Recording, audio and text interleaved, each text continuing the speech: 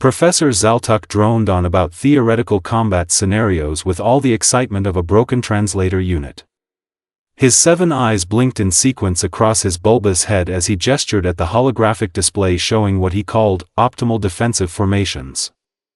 Zara Chun slumped in her seat at the back of the Galactic Academy classroom, wondering if death by boredom was covered under her student insurance policy. Around her, the other students sat with perfect posture, their various appendages folded neatly, taking dutiful notes on their data pads. To her left, a Kryn reptilian named Thek scribbled every word like his life depended on it. To her right, Viola the crystalline Lumini literally hummed with concentration, her body refracting light in that annoyingly prismatic way that screamed, "I am intellectually engaged." Zara blew a bubble with her gum. Pop. Several alien heads swiveled toward her with expressions ranging from confusion to mild horror. Chewing gum was apparently considered barbaric here. Good to know. And as we can clearly observe, Professor Zaltuk continued, completely oblivious, the Covarian phalanx formation provides a 93.7% defensive efficiency rating when executed with proper protocol adherence. Proper protocol adherence. Zara rolled her eyes so hard she nearly saw her own brain. Everything at this academy was about protocols, procedures, and propriety. Her notebook was filled with doodles of stick figures doing decidedly improper things to the professor's theoretical combat scenarios. Because that is what these lessons were. Theoretical. Hypothetical. Utterly, completely, magnificently useless in an actual fight. Now, who can tell me the appropriate response sequence when facing a Class 7 aggressive encounter? The professor's main eyes swept the classroom expectantly, every hand, claw, tentacle, and crystalline protrusion shot up. Except Zara's. She was too busy drawing a very detailed rendering of the professor being eaten by a space squid. She titled it, Practical Combat Scenario Number 1. The alarm shrieked through the classroom like a dying banshee having a particularly bad day. Red light strobed across the pristine white walls, and the holographic display that had been showing useless formations suddenly flashed a message that made Zara sit up straight for the first time all semester. Critical alert, Krell Dominion breach. All personnel initiate emergency protocols. Oh, you have got to be kidding me, Zara thought, watching as chaos erupted around her like someone had just thrown a grenade into an anthill. The Krell Dominion. The galaxy's most notorious warmongers. The species that made aggressive expansion look like a leisurely hobby. And they had apparently decided that the Galactic Academy would make a lovely addition to their conquest collection. Thex leaped from his seat, scales bristling, immediately dropping into what Zara assumed was combat stance number 7 or whatever they had been studying last week. Viola's crystalline body began cycling through colors so rapidly she looked like a discotheque ball having an existential crisis. Somewhere in the front row, a small furry student from Pomtar started crying actual waterfalls. Like, his species cried through their ears. It was simultaneously disgusting and impressive. Professor Zaltuk's hands flew across his podium controls with the frantic energy of someone who had spent his entire career teaching theory and exactly 0 minutes in actual combat. Remain calm. I am activating the defense grid. Protocol 7 Alpha 9 dictates that we establish a secure perimeter and await military assistance. The defense grid made a sound like a dying computer and displayed a cheerful message, system error. Defense protocols offline. Of course they were. Alternative protocols, the professor stammered, cycling through his data pad. We shall implement the Covarian phalanx formation and hold position until, an explosion rocked the building. Somewhere down the corridor, something very large and very angry was making very aggressive progress toward their classroom. Zara sighed and spat her gum into the trash. Well, there goes my afternoon. Thex had moved to the front of the classroom, his muscular reptilian frame positioned in what his people called the warrior's dignified stance. His chest plates flared outward, his tail held at precisely 45 degrees, and his clawed hands were raised in the traditional Kryn challenge posture. He looked like a lizard doing interpretive dance. I shall face them with honor, he declared, his voice deep and resonant. My ancestors guide my claws. I will not shame my lineage. Cool story, bro, Zara thought. Real helpful. Viola had floated to the opposite corner, her crystalline body now pulsing with a soft blue light. Violence is merely ignorance made manifest, she intoned in her melodic voice. I shall project peaceful intentions and appeal to their higher consciousness. Yeah, because that had worked so well throughout galactic history. Zara had read enough about the Krell to know that their higher consciousness was located somewhere between murder everything and murder everything harder. Gratch, the insectoid Chirex who usually sat in the middle row, had scuttled up the wall and was now clinging to the ceiling. His multifaceted eyes whirred as he processed information, his antennae twitching rapidly. The hive mind tactical network suggests we establish a defensive perimeter using classroom furniture arranged in the Mandelbrot configuration.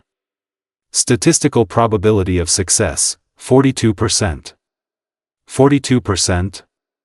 Zara muttered. Those are terrible odds. They are within acceptable parameters for an honorable last stand, Gratch chittered back. These people were going to get themselves killed, and they were going to do it very politely. The door exploded inward with a deafening crash. Smoke billowed into the classroom, and through it emerged 3 Krell soldiers. They were exactly as advertised, massive, armor-plated, with 4 arms each carrying plasma rifles that looked like they could vaporize a small moon. Their faces were all sharp angles and teeth, and their eyes glowed with the kind of malevolence that suggested they enjoyed their work a little too much. Thex immediately stepped forward, chest out, and announced in his most formal voice, I am Thex of the Kryn warrior clan. I challenge you to honorable single combat according to the ancient rites of.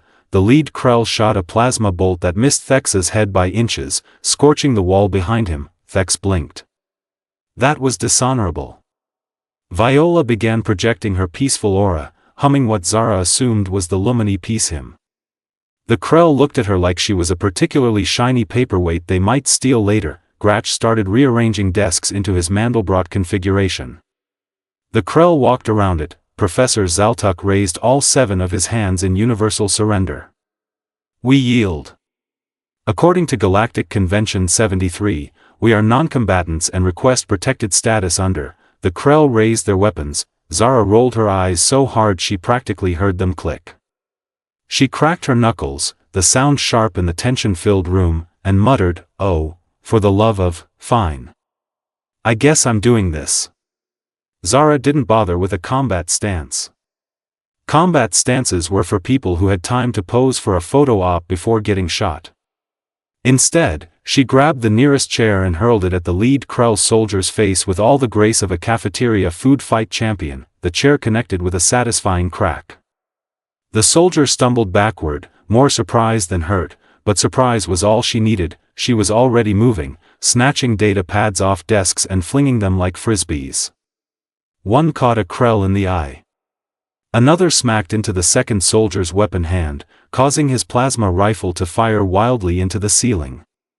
Debris rained down, and Zara used the distraction to grab Professor Zaltuk's coffee mug, still half full of whatever caffeinated sludge he'd been drinking, and threw the scalding liquid directly into the third soldier's face. He screamed. Apparently, the Krell had not developed resistance to hot beverages. What are you doing? Thex shouted, his voice a mixture of horror and confusion. There are proper combat techniques. You cannot simply throw furniture. Watch me, Zara shot back, spotting the emergency fire extinguisher mounted on the wall. She sprinted for it, yanked it free, and pulled the pin in one smooth motion. The lead Krell had recovered and was raising his weapon. Zara aimed the extinguisher nozzle at his face and squeezed. White foam exploded outward, engulfing the soldier's head in a cloud of fire-suppressant chemical goodness. He roared, clawing at his face, completely blinded, but the foam did something even better. It filled the room with a thick, obscuring cloud that turned the battlefield into a chaotic mess. Perfect, Zara dropped low and swept through the smoke like a very angry ghost. She found the first soldier by sound, followed his confused grunting, and delivered a solid kick to the back of his knee. The joint buckled with a crunch that suggested Krell anatomy was not so different from human anatomy in all the ways that mattered. He went down hard. She struck from behind. Viola's voice rang out, scandalized. That is forbidden in 17 different combat traditions. She attacked a joint. Gratch chittered frantically. Targeting structural weaknesses is considered unsporting. The second Krell lunged through the smoke toward the sound of Zara's voice. Amateur mistake. She had already moved, circling around behind him. She grabbed a tablet cable from a nearby desk and, with a move she had learned from watching too many action movies during her misspent youth, looped it around the soldier's neck and pulled, not to choke him. Just to off-balance him he toppled backward, and Zara used his own momentum to send him crashing into the third soldier, who was still trying to wipe coffee and foam out of his eyes. They went down in a tangle of armored limbs and confused roaring. Zara planted her boot on the lead soldier's chest plate as he tried to rise. Stay down, or the next thing I throw will be sharper. The smoke began to clear. 3 Krell soldiers lay groaning on the floor, disarmed, defeated, and deeply confused about what had just happened to them. The classroom was silent except for the alarm still wailing overhead. Thek stared at her, his jaw literally hanging open. That was not in any combat manual. Zara grinned, breathing hard, adrenaline singing through her veins. Yeah. That's the point. Professor Zaltuk looked at his empty coffee mug, then at the fallen soldiers, then back at Zara. You weaponized my morning beverage. Your morning beverage was a crime against taste buds anyway. I did the galaxy a favor. The momentary victory was interrupted by the sound of heavy boots thundering down the corridor. Many heavy boots. Apparently, the Krell had friends, and those friends were not happy about the whole 3 soldiers defeated by furniture and coffee situation. Thex moved toward the doorway, falling into another textbook stance. We must hold this position with honor. We shall face them as warriors, standing tall, and we must fight to win. Zara interrupted, grabbing his scaled arm and yanking him away from the door. Honor is great and all, but you know what's better? Not being dead. But the warrior code states, the warrior code is going to get you killed in the next 30 seconds. Zara scanned the room rapidly, her mind already working through possibilities. Okay, listen up, people. New plan. We use what we have, we fight dirty, and we survive. Questions? Every appendage in the room went up. Too bad. No time. Another explosion rocked the hallway. Viola, you're basically a giant prism, right? The crystalline being chimed with confusion. I am a vessel of light and philosophical contemplation, not a mere prism. Cool. Can you reflect laser fire? That is not the intended purpose of my biological structure. That's not what I asked. Can you do it? Viola's facets shimmered as she considered. Theoretically, yes, but it would be improper to use my gift for violence. Use your gift or become a very pretty pile of shattered glass. Your choice. Zara turned to Gratch, who was still clinging to the ceiling. You. Bug guy. You have hive mind communication, right? Can you send fake signals? Gratch's antennae twitched with what might have been offense. I am connected to the collective consciousness of my people across 7 star systems. We share tactical data, philosophical insights, and, can you lie to people telepathically? The insectoid went very still. That would be a corruption of the sacred hive bond. That's a yes. Perfect. Zara grabbed a bag of decorative sand from the professor's Zen garden desk ornament. Yes, apparently Zen gardens were universal. Thex, you're with me.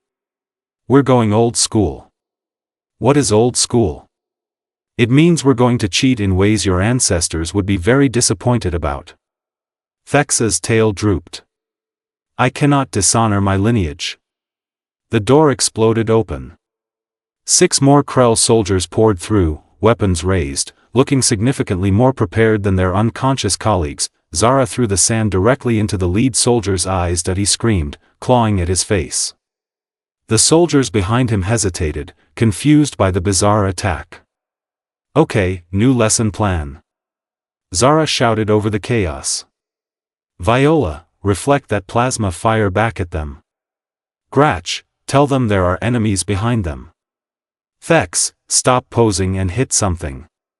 But I must announce my intentions before, hit something. Now." To his credit, Thex hit something. He looked absolutely miserable about it, but his clawed fist connected with a Krell soldier's jaw with enough force to send teeth flying. "I apologize for striking without proper warning," he shouted at the falling soldier. Viola, meanwhile, had positioned herself near the doorway. When a plasma bolt fired in her direction, she angled her body just right. The bolt reflected off her crystalline surface and struck the ceiling, bringing down a shower of tiles and light fixtures onto the advancing Krell. "Oh my," Viola chimed, sounding genuinely surprised. "That was highly effective. And deeply troubling to my sense of ethics." Ethics later. Reflecting now. Gratch had begun broadcasting false hive signals. The Krell soldiers suddenly started looking over their shoulders, convinced that enemies were flanking them from behind. Two of them actually opened fire on empty space, while a third spun around so fast he tripped over his own feet. "This feels wrong," Gratch chittered, but his antennae were practically vibrating with excitement. "But also strategically brilliant. Welcome to human tactics." Zara grabbed a desk and shoved it into the legs of an advancing soldier. He tumbled forward, crashing into two of his companions in a domino effect that would have been hilarious if they weren't all still in mortal danger. Thex was struggling between centuries of warrior tradition and the very immediate need to not die. He kept starting to bow before attacking, which gave his opponents time to react, but at least he was attacking. Progress. "Stop telegraphing," Zara yelled, ducking under a plasma bolt. "Just hit them." But the honorable warrior always announces. Zara grabbed a tablet and smacked a Krell soldier across the face mid-sentence. "Like that. See? Effective." "That was deeply dishonorable," Thex said, but he was grinning now, his eyes bright with something that looked suspiciously like fun. His next strike came without warning, catching a Krell in the ribs. Oh, that was efficient. Now you're getting it." The teamwork was messy, chaotic, and violated approximately 73 different galactic combat conventions. It was also working. Between Viola's reflected fire, Gratch's psychological warfare, Thex's reluctant but increasingly enthusiastic dirty fighting, and Zara's complete disregard for any rule ever written, they were holding their own, but more soldiers kept coming. The remaining Krell soldiers suddenly parted like a very violent sea, backing away from the doorway with what looked suspiciously like fear. That was when Zara knew things were about to get significantly worse. Commander Vreknor had to duck to enter the classroom, and even then, his shoulders barely fit through the doorframe. He was absolutely massive, easily 8 feet tall, with armor that looked like it had been through several wars and won all of them. Battle scars covered every visible inch of his plated hide, each one probably with its own tragic backstory about the poor fool who had tried to fight him. His 4 arms each carried a weapon that made the standard plasma rifles look like children's toys, and his eyes glowed with the kind of cold intelligence that suggested he actually knew what he was doing, unlike his cannon fodder troops that he surveyed the classroom with those predatory eyes, taking in the fallen soldiers, the destroyed furniture, the foam still dripping from the walls, and the ragtag group of students who had somehow managed to hold their ground. Then he laughed. It was a deep, rumbling sound that shook the remaining windows. "Impressive," he growled, his voice like gravel being ground in a blender. "You have fought well. But this ends now. I am Commander Vreknor of the Krell Dominion, and I challenge you to proper combat. Face me with honor, and your deaths will be swift." Professor Zaltuk immediately raised all 7 hands. "We surrender. According to Galactic Convention, we accept," Thex interrupted, stepping forward with his chest plates flared. "I shall face you in honorable single combat." As is tradition, Viola chimed sadly, her light dimming. We cannot defeat such a warrior. 43 Krell battle victories, Gratch chittered, his antennae drooping. 0 defeats. Statistical probability of success, 0.003%. Zara looked at her classmates, then at the massive murder machine blocking the doorway, then back at her classmates. And she laughed, not a nervous laugh. Not a scared laugh. A full, genuine, belly laugh that echoed through the destroyed classroom and made everyone, including Commander Vreknor, stare at her like she'd lost her mind. "Oh, you're serious?" she gasped between laughs, wiping tears from her eyes. "You actually think I'm going to let him set the rules?" Vreknor's eyes narrowed dangerously. "You dare mock me, small creature?" "Small creature? Buddy, I've been called worse by my middle school gym teacher." Zara stepped forward, cracking her neck casually. "Yeah, sure, I'll fight you. But human rules." "There is no honor in human rules," the commander snarled. "Exactly." Zara grinned. "That's what makes it fun." Before Vreknor could respond, Zara grabbed a handful of crushed drywall from the ceiling debris and threw it directly at his face. The white powder exploded across his eyes and nostrils. He roared, more angry than hurt, but it bought her 3 seconds. 3 seconds was all she needed. She rolled to the side as his massive fist came down where she'd been standing, pulverizing a desk into splinters. "Come on, big guy. Is that all the mighty Krell Dominion has? I've seen toddlers throw better punches. You fight without honor." Vreknor bellowed, swinging again. Zara ducked under the blow and kicked a broken desk leg into his path. His foot caught on it, and for just a moment, the unstoppable killing machine stumbled. Honor doesn't keep you alive. Being unpredictable does. She feinted left, then dove right, grabbing the fire extinguisher she'd dropped earlier. Vreknor lunged for her, and she sprayed foam directly up his nostrils. He choked, gasping, clawing at his face. "That is disgusting." Viola cried out. "That is brilliant." Gratch corrected, his antennae quivering with excitement. Zara scrambled up onto a desk, then leaped onto another, leading the commander on a chase through the obstacle course of destroyed furniture. Every time he got close, she'd kick something at him, throw something at him, or just straight up insult his mother. Who, according to Zara's improvised trash talk, had questionable taste in offspring. The commander was getting angrier, which meant he was getting sloppier. Zara led him toward the damaged section of ceiling where plasma fire had weakened the support structure. At the last second, she dove and rolled away. Vreknor, charging like an enraged rhinoceros, didn't. He crashed into the support beam. The ceiling groaned. Then it decided it had had enough of today's nonsense and collapsed directly onto the commander's head, burying him in tiles, insulation, and what looked like someone's forgotten lunch from 3 months ago. The classroom went silent except for the muffled cursing coming from under the rubble. Thexa's jaw was on the floor. She defeated a Krell commander with ceiling tiles. And trash talk, Gratch added, his voice filled with something approaching religious awe. Do not forget the trash talk. Viola was cycling through colors so rapidly she looked like she was having a spiritual crisis. I do not know if I am horrified or enlightened. Zara hopped down from her perch, breathing hard, covered in dust and foam and probably several other substances she didn't want to identify. Enlightened. Definitely go with enlightened. Commander Vreknor burst from the rubble like a very angry jack-in-the-box. His armor was cracked, his pride was shattered, and his eyes burned with pure, unadulterated rage. You fight like a coward. I fight like a winner, Zara corrected. There's a difference. Vreknor circled Zara like a predator, and she circled right back, keeping broken furniture between them. The other students watched from the sides, uncertain whether to help or just bear witness to what was either brilliance or insanity. Possibly both. You know what your problem is? Zara said, dodging another massive swing.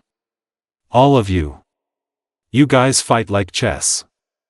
Everything by the rules, everything predictable, everything neat and orderly. She vaulted over a toppled desk. Humans? We fight like cafeteria food fights. Chaotic, messy, and whoever's willing to throw the first lunch tray usually wins. Your species has no honor, Vreknor growled. Our species has survival instincts. Zara grabbed a data pad and chucked it at his head, not to hurt him but to annoy him. It worked. You want to know why humans made it off their death world? It wasn't because we were the strongest or the fastest or had the best honor codes. She thought about her history classes back on Earth. Guerrilla warfare in jungles where farmers defeated empires because they didn't fight fair. Psychological operations that won battles before a shot was fired. Trojan horses and spy networks and entire wars won through deception, misdirection, and plain old cheating. We survived because we adapted. We lied, we cheated, we hid, we surprised, we did whatever it took. Zara locked eyes with her classmates. Survival doesn't care about your honor code. It cares about who's still breathing when the dust settles. Thex's eyes widened. Something clicked in his reptilian brain, some ancient survival instinct that had been buried under centuries of warrior tradition. We have venom, he said slowly. My species produces paralytic venom in our fangs. But using it in combat is forbidden. It is considered cowardly. It's considered smart, Zara corrected, still keeping Vreknor in her peripheral vision. Use it. But my ancestors, your ancestors are dead, and you're about to join them if you keep fighting their way instead of the way that works. Viola chimed in, her crystalline voice uncertain. The Lumini can produce sonic frequencies that cause disorientation and nausea. But we are pacifists. We do not weaponize our gifts. Everything's a weapon if you're creative enough. Gratch scuttled down from the ceiling, his antennae twitching with sudden understanding. The hive mind network. I could send false tactical data. Make the Krell think their reinforcements are coming from the wrong direction. Make them doubt their own communications. Now you're thinking like a human, Zara grinned. Vreknor had heard enough philosophy. He charged, all four arms reaching for Zara. She rolled away, but this time she didn't roll alone. Thex was there, and instead of announcing his intentions and giving proper warning, he simply lunged and sank his fangs into the commander's exposed shoulder joint. Vreknor roared as paralytic venom flooded his system. Forgive me, ancestors, Thex hissed, but I choose living dishonorably over dying properly. Viola floated into position and began to sing. Not the peaceful hymn from before, but a high-pitched, discordant frequency that made everyone's teeth hurt and turned Vreknor's furious roar into a confused groan. This feels wonderfully terrible, she chimed. Gratch's eyes glowed as he broadcast false hive signals throughout the Krell communication network. The remaining soldiers in the hallway suddenly thought their commander was ordering them to retreat. Half of them actually did. I am lying to an entire military force, Gratch chittered with something approaching joy. My queen would be so ashamed. This is amazing. Vreknor stumbled, his movements sluggish from venom, his head spinning from sonic assault, his troops confused and scattering. He looked at these students, these soft academy weaklings, and for the first time in his decorated military career, he felt something unfamiliar, fear, not of their strength. Of their complete unpredictability. What are you? He groaned. Zara smiled. We're students. We just learned something new today. What happened next could only be described as beautiful, creative chaos. The remaining Krell soldiers, already confused by Gratch's false communications and unnerved by their commander's struggle, tried to regroup for one final assault. They probably expected a last stand. They probably expected heroic speeches and noble sacrifices. They got Zara Chen with a mop bucket full of cafeteria oil. Special delivery, she shouted, hurling the slick contents across the classroom floor just as the soldiers charged through the doorway. The first three went down like bowling pins, their heavy boots finding zero traction on the suddenly ice rink smooth surface. They crashed into each other with the grace of drunk elephants on roller skates. Thex had fully embraced his new philosophy of pragmatic survival over traditional honor. He scuttled along the walls like the predator his species had been before they invented warrior codes, picking off soldiers with precise venom strikes to exposed joints. "This is so dishonorable," he called out gleefully. "I love it." Viola had discovered that different frequencies had different effects. She experimented with a range that made the Krell's armor resonate and vibrate uncomfortably. Several soldiers were actually trying to remove their own protective gear just to make it stop. "I am causing discomfort through creative acoustics," she sang, her voice filled with philosophical turmoil and absolute delight. "I am having an identity crisis, and it is wonderful." Gratch had turned the entire Krell communication network into his personal puppet show. He sent orders to retreat, advance, flank left, flank right, all simultaneously. The soldiers were so busy trying to follow contradictory commands that they kept running into each other. "Chaos is a ladder," he chittered, probably misquoting something he'd read once. Also, chaos is hilarious. Even Professor Zaltuk had gotten into the spirit, using his 7 arms to throw literally everything on his desk at advancing soldiers. Staplers, stress balls, motivational plaques about teamwork. His aim was terrible, but his enthusiasm was admirable. Zara coordinated the madness like a conductor leading the world's most violent orchestra. Viola hit them with the brown note equivalent. "Thex, ceiling approach, take out the tall one." "Gratch, tell them their ship is on fire." "Their ship is not on fire," Gratch pointed out. "They don't know that.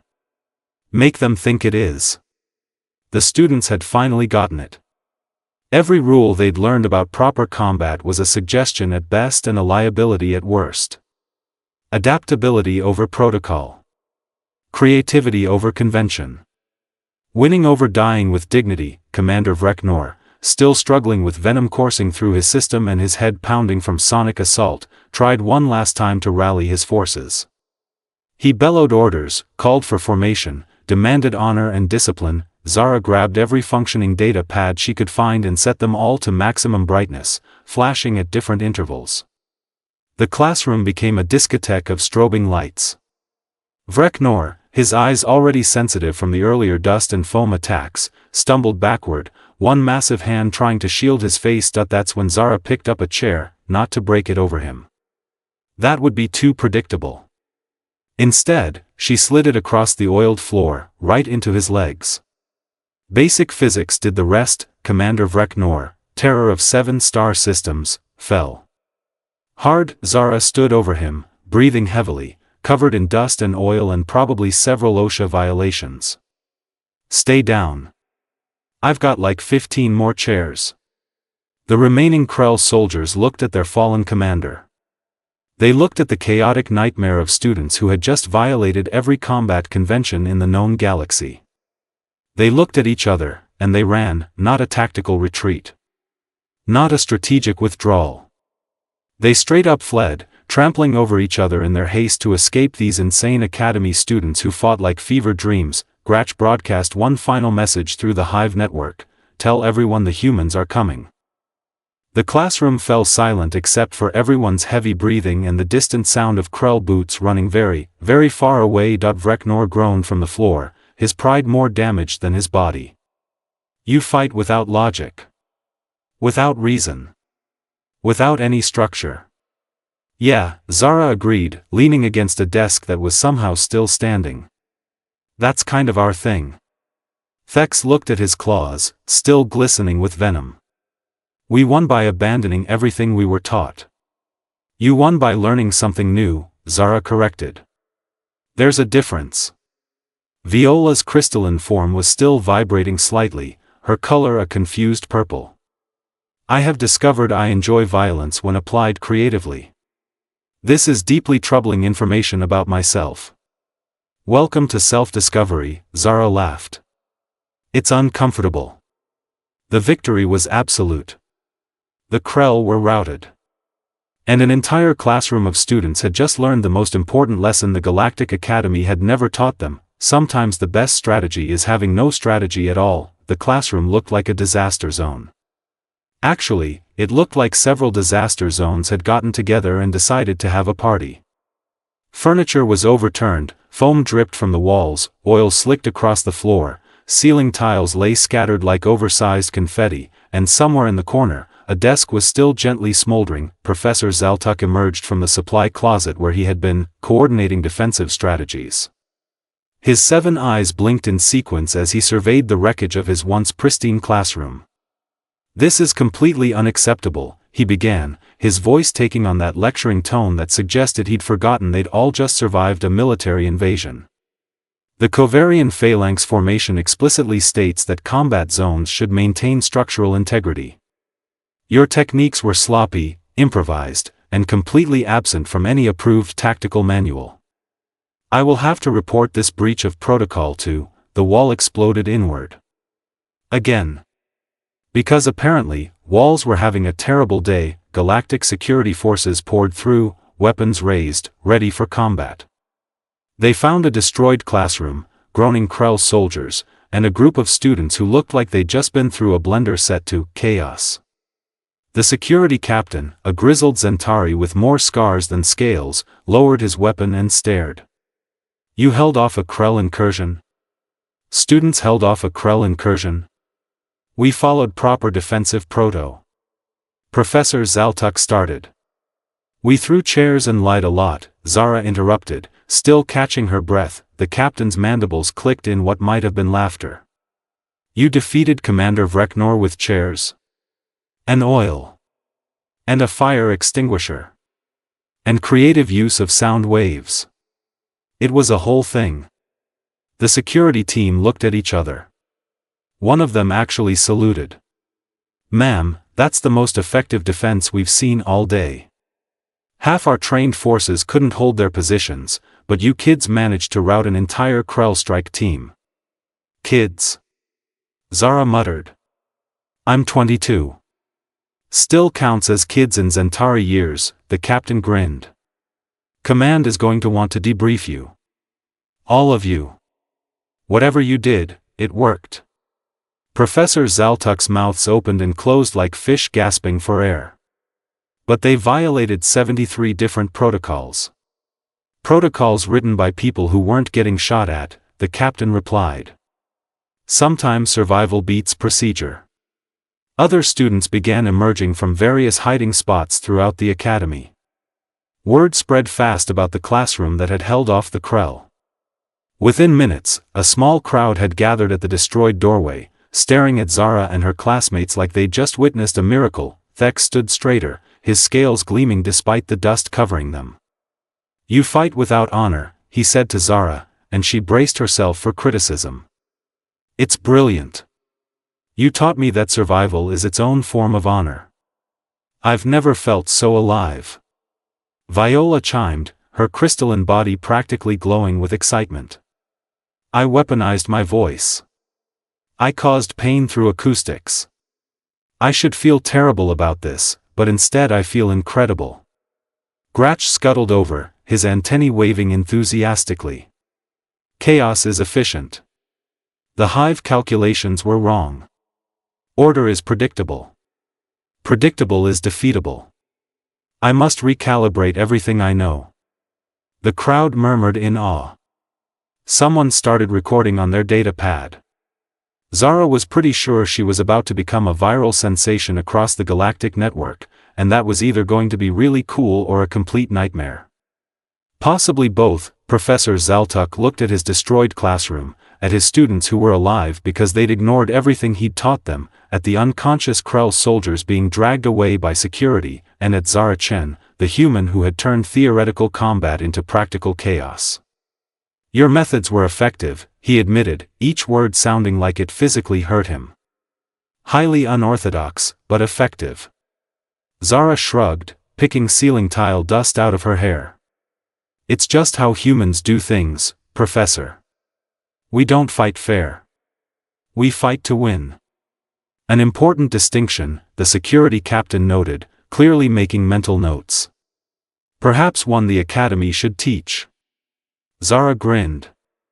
Good luck teaching improvisation in a structured curriculum. Kind of defeats the purpose. The next day, Zara walked into a rebuilt classroom to find Professor Zaltuk standing in front of a holographic display that read, Human Unconventional Tactics, an Introduction. Oh no! Today we will study the systematic approach to improvisation, the professor announced, completely missing the irony. Step 1. Assess your environment for potential weapons. Step 2. Identify opponent weaknesses. Step 3. Execute unconventional strike according to the following formula. Zara slumped in her seat. They'd managed to make chaos boring. That took talent. Around her, students furiously took notes on how to be spontaneous. Thex was practicing what he called honorable dishonor, which involved bowing apologetically before using venom.